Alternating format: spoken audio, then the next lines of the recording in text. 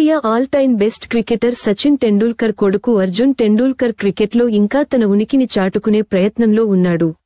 దేశవాళీ క్రికెట్లో అంతంత మాత్రంగా రాణిస్తున్న అర్జున్ అంతర్జాతీయ క్రికెట్లో అడుగు పెట్టాలంటే అత్యద్భుతంగా రాణించాల్సిందే. ప్రస్తుతం ఐపీఎల్లో ముంబై ఇండియన్స్ జట్టులో ఉన్న ప్లేయింగ్ 11లో చోటు దక్కించుకోలేకపోతున్నాడు. అర్జున్ టెండూల్కర్ టీమిండియా ఎంట్రీ దాదాపుగా అసాధ్యంగానే కనిపిస్తుంది.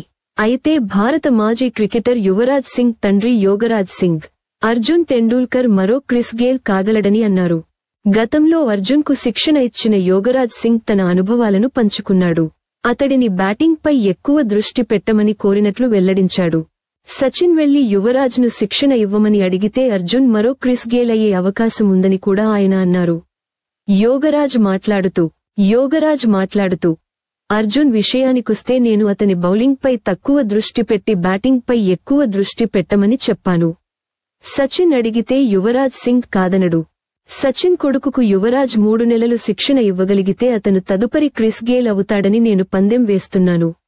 ఒక ఫాస్ట్ బౌలర్ తరచుగా గాయాల పాలైతే అతను సమర్థవంతంగా బౌలింగ్ చేయలేడు.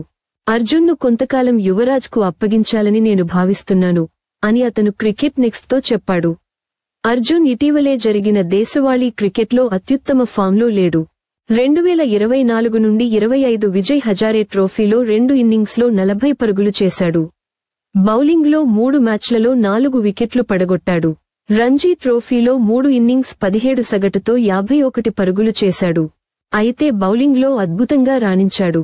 4 మ్యాచ్లలో 18.18 సగటుతో 16 వికెట్లు పడగొట్టాడు. వీటిలో ఒకసారి 5 వికెట్లు తీసుకున్నాడు. 2024 నుండి 25 సయ్యద్ ముష్తాక్ అలీ ట్రోఫీలో 2 మ్యాచ్లలో కేవలం 21 పరుగులు మాత్రమే చేసి 1 వికెట్ తీసుకున్నాడు.